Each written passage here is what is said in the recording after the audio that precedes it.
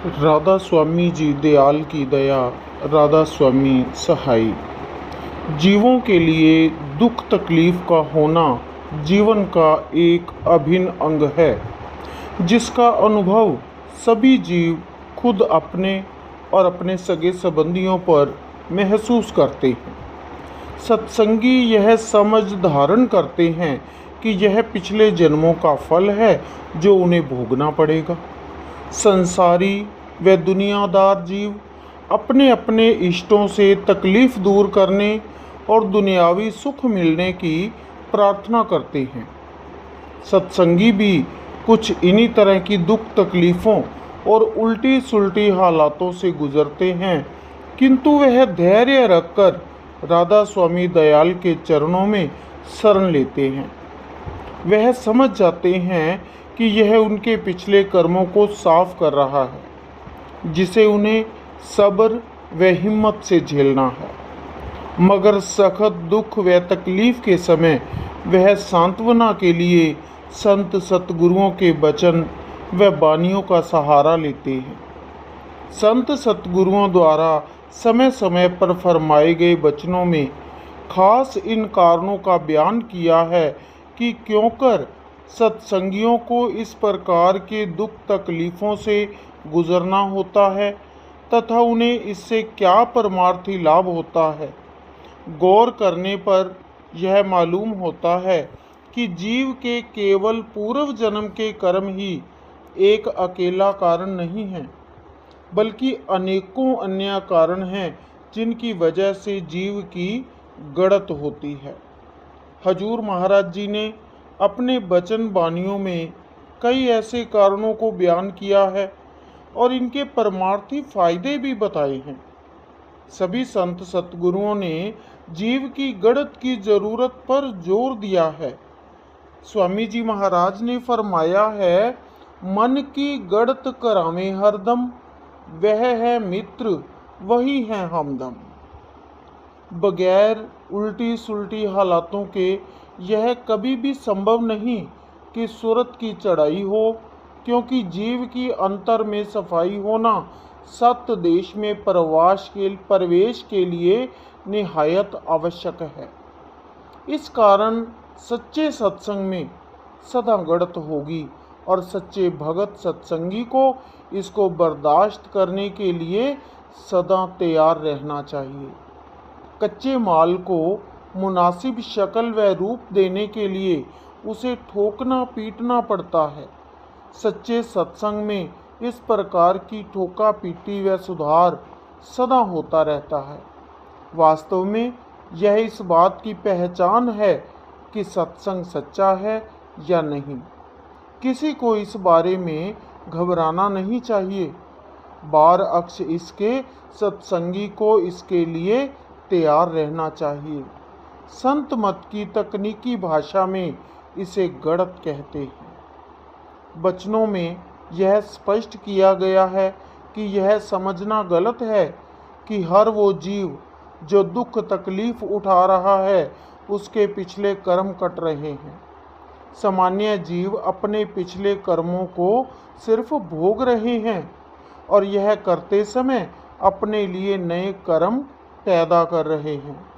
अतः उनके कर्मों का चक्कर खत्म नहीं होता और वह 84 में फंसे रहते हैं। इसके विपरीत एक सत्संगी के लिए इस तरह की स्थिति को गड़त कहते हैं तथा इस प्रकार दुख तकलीफ से गुजरकर उसके पिछले कर्मों की सफाई होती है। चूँकि वे सदा मालिक की मौज पर निर्भर रहते हैं, वह मालिक की मौज से मुआफिकत करते हैं, इस कारण से उन पर कोई नए कर्म भार नहीं चढ़ते। इस प्रकार उनके कर्मों का भार लगातार कम होता चला जाता है, जो कि उनको राधा स्वामी दयाल के परम धाम में वासा पाने के योग्य बनाता है। जो जीव परमार्थ के भाग्यवान नहीं हैं, वह गड़त नहीं करा सकते। जब तक खातिरदारी, दिलदारी, आव भगत और मान बढ़ाई होती रही, तब तक तो सत्संग में टिके, और ज्यों ही उनके मन की मर्जी के खिलाफ कोई काम हुआ, यानी उनकी गड़त शुरू हुई, कि सत्संग छोड़कर भाग गए और सत्संग व सत्संग के अधिष्ठाता बुरे लगने लगे। जो परमार्थी और भगत जन हैं, ताड़ मार फटकार निरादर बड़ी खुशी से बर्दाश्त करते हैं, और अगर ना बर्दाश्त हो तो बर्दाश्त की ताकत मांगते हैं, मगर गड़त से नहीं घबराते।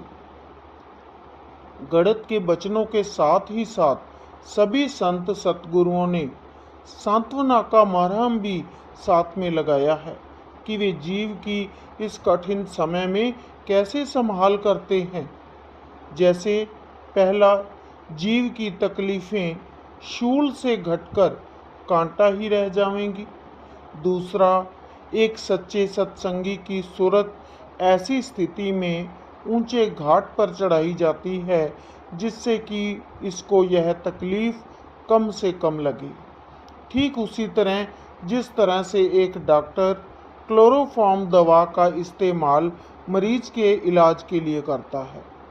तीसरा, मौज द्वारा अक्सर सत्संगियों को गड़त के बाद होने वाले परमार्थी फायदे को दिखाया जाता है और इस प्रकार वे एक नए जोश तथा परमार्थी नजरिए के साथ दुख तकलीफ से उभर कर आते हैं। राधा स्वामी की शरण लेने की यह पहचान है कि मुसीबत के वक़्त में भक्ति छोड़कर ना भागे और दुनिया की सब चीज़ें मिलने पर भी दुनिया से असंतुष्ट रहे और मालिक के चरण रस की प्राप्ति के लिए व्याकुल रहे। इस वीडियो के जरिए ऐसे अमृत वचन आपके सामने रखने का एक ही लक्ष्य है कि जो इस वीडियो में अमृत वचनों के जरिए हम आपके सामने रख रहे हैं, उनका हर एक सत्संगी को फायदा हो। केवल इतना ही उद्देश्य है कि एक सत्संगी को उसके दुख, तकलीफ, परेशानी, बीमारी, जरामरी, झंझट झमेले, झगड़े फसाद, बखेड़े तथा अन्य कूटा पीसी इत्यादि के समय तसल्ली और ढांढस प्राप्त हो। गड़त के बचनों तथा जीव के उल्टी सुल्टी हालातों के समय संत सतगुरु की दया प्राप्त होने संबंधी वचनों को पढ़ने से जीव को प्रचुर मात्रा में राहत तथा दिलासा मिलता है तथा वह कुल मालिक राधा स्वामी दयाल की मेहर तथा दयालुता का शुक्राना अदा करता है कि उन्होंने दया से उसे निर्मल किया है। आप जी ने फरमाया, दुख की घड़ी गनीमत जानो, नाम गुरु का छिन छिन भजना। सुख में गाफिल रहता सदा नर, मन तरंग में दम दम बहना। ताते चेत करो सतसंगत, दुख सुख नदिया पार उतरना। इसका जो पहला भाग है, गड़त की जरूरत, परमार्थ में दुख तकलीफ और उल्टी सुल्टी हालत का होना निहायत जरूरी है और इसमें दया है।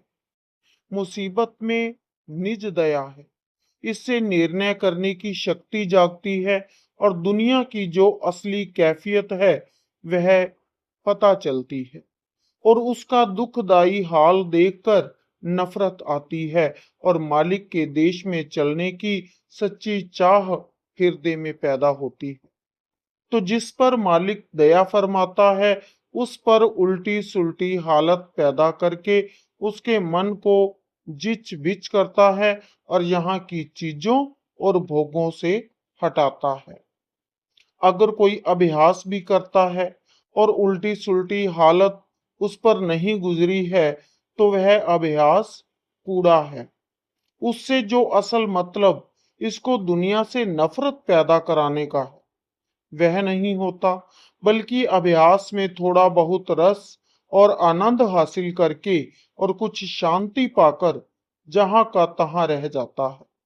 इससे मालूम हुआ कि दुख मुसीबत और उल्टी सुल्टी हालत का होना कितना ही जरूरी है। जब जब मालिक दया फरमाता है तब दुख और तकलीफ देता है।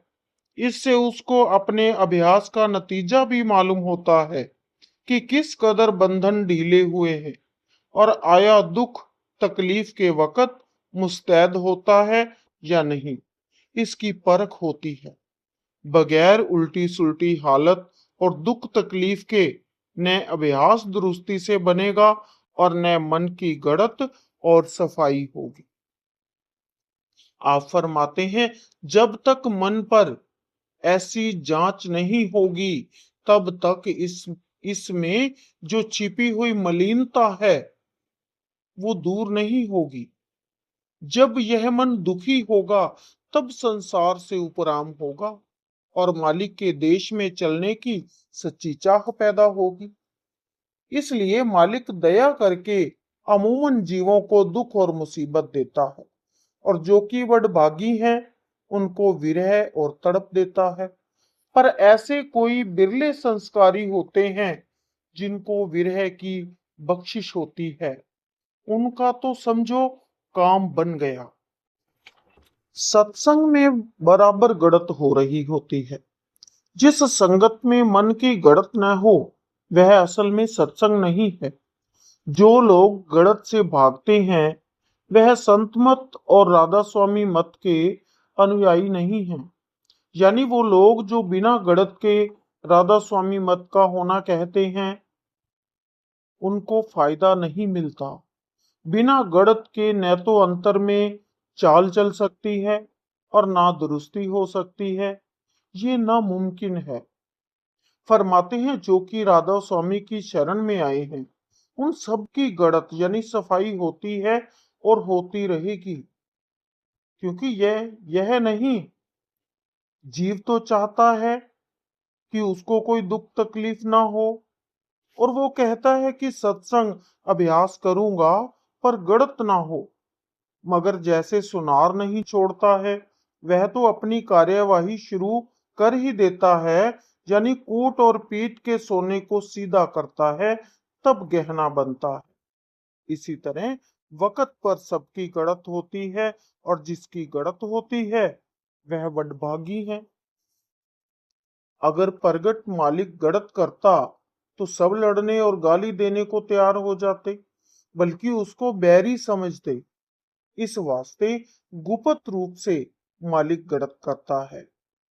फरमाते हैं, शुरू में जब कोई सत्संग में शरीक होता है, अगर सत्संग और अभ्यास अच्छी तरह से बनता है और स्वार्थ भी बदस्तूर कायम और मजे में चलता है, तो यह समझता है कि बस मेरा काम बन गया और इसी में तृप्त हो जाता है। यह गलती है, बल्कि काल का विघन है। जब तरक्की होगी, तब तन मन के बंधन ढीले किए जाएंगे, यानी हर तरह की तंगी इसको होगी। तन से दुखी, मन से दुखी और धन ना होने से दुखी होगा। मगर इसमें इसकी गड़त होगी, और जो कि शरण में आए हैं, गड़त तो उनकी जरूर होगी। फरमाते हैं, यह प्याला है तो कड़वा, मगर पिलाया जरूर जाएगा। जैसे लड़का रोवे चाहे चिल्लावे, मैया कड़वी दवा जरूर पिलाती है। इसी में उसका फायदा है। जब ताकत इसमें आ जाती है, तब गड़त की कार्यवाही शुरू होती है। पर इसमें भी राधा स्वामी उसकी हिकमत करते हैं। यानी कुछ अरसे गड़त हुई, फिर जैसे जख्म पर मरहम मरहम लगाते हैं, कोई अरसे तक छोड़ देते हैं और खातिर करते हैं। वक़्त मुनासिब पर फिर गड़त शुरू करते हैं। कहने का मुद्दा यह है कि बगैर गड़त के इसका काम हरगिज नहीं हो सकता, और इसी को यह कुदया समझता है और पुकारता है कि मेरे साथ बड़ा तशद्दुद हो रहा है। मगर असल में यही निज दया और यही तरक्की का निशान है। फरमाते हैं, तीसरा तिल सुई का द्वार है, उसमें लोहे की रेल नहीं जा सकती है। तन और मन दोनों जड़ और बोथड़ हैं। इनमें आकर सुरत कैद हो गई है और इनके साथ बंधन पैदा हो गए। जब तक वह न ढीले हों और कटें, तब तक सुरत नहीं निकल सकती और तीसरे तिल में नहीं धस सकती। इसके लिए गड़त की जरूरत है, मगर गड़त से यह भागता है। दुनिया में दुनियादारों के हाथों से जिल्लत और फजीहत सहना तो मंजूर करता है, मगर सत्संग में संत सतगुरु द्वारा गड़त हो तो भिन्न आता है, चिल्लाता है। जहां इसके सिर पर उंगली भी रखी गई कि भिन्न ना उठता है, और ऐसा भिन्न आ जाता है कि फिर अमृत भी पिलाया जाए तो नहीं पीता, मुंह मोड़ लेता। फरमाते हैं इस बात को याद रखना चाहिए कि जिस संगत में मन पर चोट नहीं पड़ती वह सत्संग नहीं है, और इससे सच्चे परमार्थ का फायदा नहीं मिल सकता। तीसरे तिल का जो बारीक छिद्र है वह जंतरी है, उसमें से सूरत का तार खींचा जाएगा, सो बिना ताव दिए हुए मुमकिन नहीं है। वाणी में एक जगह जगह कहा भी है, दे दे मन को तावरी, बार बार ताव देकर और तपाकर मैल छांटा जाएगा, तब इस काबिल होगा कि तार बन सके। फिर इसको बार बार जंतरी में खींच खींच कर धीरे धीरे मोटे से बारीक और पतला किया जाएगा, और स्थूलता झड़ती जाएगी। यह बड़ा कठिन काम है, मगर घबराने की कोई बात नहीं। अगर संत सतगुरु और उनके सत्संग की शरण ले ले तो वे इसके साथ और अंग संग रहकर इस काम को करा लेंगे। संत मत में सिर्फ मारना ही मारना नहीं है, बल्कि मारना और जिलाना दोनों है। टुकड़े टुकड़े करके फिर जिंदा किया जाता है। इस तरह बार बार करते करते उस जंतरी में से तार निकलेगा। जो लोग की जब तक खातिरदारी होती रही तब तक तो सत्संग में टिके, और जो ही उनके मन को छेड़ा गया कि सत्संग छोड़कर भाग गए, वह आलसी और चोर हैं। खैर, जब कुछ कर्म हल्के हो लेंगे तब फिर आवेंगे। फरमाते हैं, दुख तकलीफें आने की वजह क्या है? पहली वजह दुख तकलीफ आने की तो यह है कि जो कर्म प्रारब्ध रूप में आ गए हैं और ऐसी हालत में पहुंच गए हैं कि जो बिना भुगते हुए और अपना असर किए हुए नहीं कट सकते, उनके कटने में जरूर दुख तकलीफ आवेगी और उनको भुगत कर ही काटना पड़ेगा। जो कर्म अभी इस हालत में नहीं पहुंचे हैं और संचित रूप में हैं, उनको अंतर में अभ्यास के वक्त कमोबेश काट दिया जाएगा। दूसरी वजह यह है कि जिस घाट पर आकर जीव ने ठेका लिया और ठहरा है, वहां यह मुजम्मिद हो गया है, लेट गया है, वहां से हटना नहीं चाहता। अगर वहां से हटाया जावे तो उसी तरह से चिड़चिड़ाता और नाराज होता है जैसे किसी शख्स को मीठी मीठी नींद आ रही हो और उसे जगाया जाए। उसको हटाया जाए तो फिर वहीं आ जाता है, यानी सो जाता है। जैसे पिंजरे में रहने वाले परिंदे को पिंजरे से निकाला भी जाए तो अपनी आदत की वजह से फिर पिंजरे ही में जाकर बैठना चाहता है। इसी तरह से यह तन के पिंजरे से निकलना नहीं चाहता। मौजूदा हालत से बेहतर और आरामदेह जगह हालात में भी जाना पसंद नहीं करता।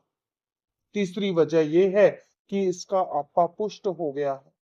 आपा ही सब कार्रवाई कराता है। आपे से ही मानन पैदा हुआ। जिस चीज में इसने सुख मान लिया उसमें इसकी बंदिश और पकड़ हो गई। मन और माया में इसने सुख माना है।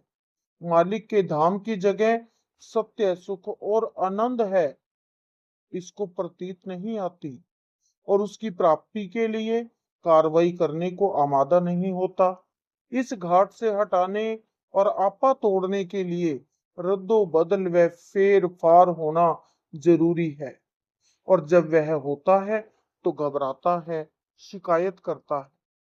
चौथी वजह यह है कि बिना शरण के काम नहीं चल सकता, बिना कर्म कटे शरण ली नहीं जा सकती, और बिना शरण लिए कर्म नहीं कट सकती। शरण लेने और दृढ़ होने के लिए उल्टी सुल्टी हालातों का आना बहुत जरूरी है, ताकि उसमें मालिक की रक्षा और संभाल के तजुर्बे हों। पांचवी वजह यह है कि ऊपर चढ़ाई होने में भी तकलीफ होती, तन टूटता है, मन मरता है। यह तकलीफ भी बर्दाश्त करनी ही चाहिए।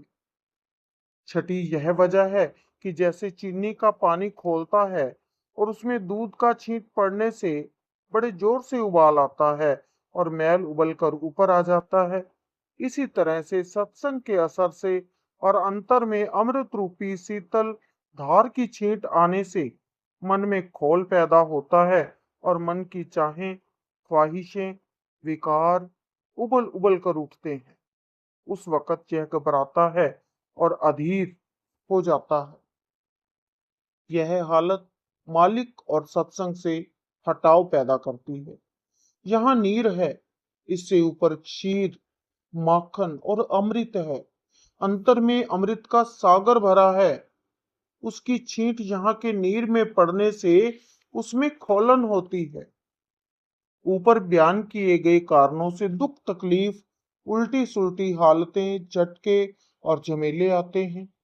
परमार्थी तरक्की के लिए उनका आना जरूरी है, मगर वह उनमें अधीर होकर शिकायत करने लगता है, जिससे मालिक और सत्संग से हटाव पैदा हो जाता है। यह बड़ा भारी विघ्न है, रुकावट है। नियम के तौर से वक्त पर सत्संग में आकर बैठने से सत्संग का पूरा असर नहीं होगा। अगर चित्त में शिकायत रही हो, दर्शन, वचन, सत्संग सब ऊपरी अंग से करेगा, अंतर में धस नहीं सकेगा। चाहिए कि हमेशा मालिक से खुश और राजी रहे, ताकि अंतर में गुजर हो, सुमरन, ध्यान, भजन अच्छी तरह से बने। यह कार्रवाई निहायत सहल और सुख व रसदायक है। इसमें रस न मिलने और चित्त न लगने की वजह यही है कि इसको मालिक से शिकायत है और सत्संग में आ बैठता है, मगर सत्संग का असर नहीं लेता। जो सत्संगी हैं, परमार्थी हैं और जिन्होंने सब छोड़ छाड़ कर अपने को परमार्थ के लिए अर्पण कर दिया है, उन लोगों को भी कभी कभी यह ख्याल होता है कि हमने तो सब झगड़े व खेड़ों को निपटा दिया, फिर यह क्या बात है कि कभी दुख आता है, कभी लड़ाई और झगड़े पैदा होते हैं। लड़ने भिड़ने वाले हमेशा द्वार पर ही खड़े रहते हैं। गो की सत्संग में पड़े हैं, मगर हमेशा ऐसे लगे ही रहते हैं कि जिनकी वजह से सत्संग का रस और सुख नहीं मिलता। वह लोग ख्याल करते हैं कि हमें तो किसी से कुछ मतलब नहीं, फिर यह नई नई उपाधियां क्यों हमारे पीछे पैदा होती रहती, और यह सब बातें मालिक ने क्यों करवा रखी। वैसे तो राधा स्वामी दयाल ने अति दया करके फरमाया है कि कसर सब मन की है अपने, संग में दुख नहीं सुपने। बेशक संग में सुख ही सुख है, दुख नहीं है। अगर दुख तकलीफ मालूम होती है तो मन की कसर है। मन की कसर कहने से भाव यह है कि तन और मन के अंग बाकी हैं, जिनमें से सुरत बरामद करनी है। तन और मन सूरत पर गिलाफ रूप हैं। जब गिलाफ हटाया जाएगा, दुख तकलीफ होगी और गिलाफ तो हटाया ही जाएगा। फरमाते हैं, गणित का मतलब यह नहीं कि मालिक के आपे के अतिरिक्त, जो कि सूरत रूप है, जितने आपे हैं सब ढीले और कमजोर होने चाहिए। मूल विकार और आपा अहंकार है। अहंकार तो सुमेर है। जैसे जैसे नीचे उतारा होता गया, घाट घाट पर जुदा जुदा कायम होते गए। उतरते उतरते जिस घाट पर आकर कार्रवाई करता है, वहां इससे अपना हल्का बंधा बांधा है। उस हल्के का जो मध्य बिंदु है, वह है अहंकार।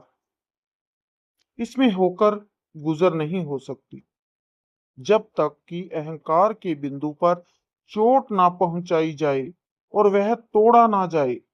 एकदम से और एक बारगी उस पर चोट नहीं पहुंचाई जा सकती, क्योंकि ऐसा करने से टुकड़े टुकड़े होकर टूट जाता है। इससे कोई मतलब नहीं निकलता। इस पर चोट पहुंचाने से पहले उन सब धारों को, जिनसे कि विस्तार हुआ है, समेट कर ढीला, मुलायम और कमजोर करना पड़ेगा। यह सब तैयारी हो जाने पर उस पर चोट पहुंचाई जाएगी। जैसे ही वह ढीला हुआ, सूरत उसको फोड़कर उसके बीच में से निकल जाएगी। इसलिए जब मालिक की दया होगी तो पहले मन की गढ़त होगी। यह इस बात का निशान है कि अंतर में चाल चल रही है या नहीं। अगर मन की गढ़त ना हो और उस पर भीचा भांची तंगी ना हो तो समझ लेना चाहिए कि उस वक्त तक अंदर की चाल बंद है।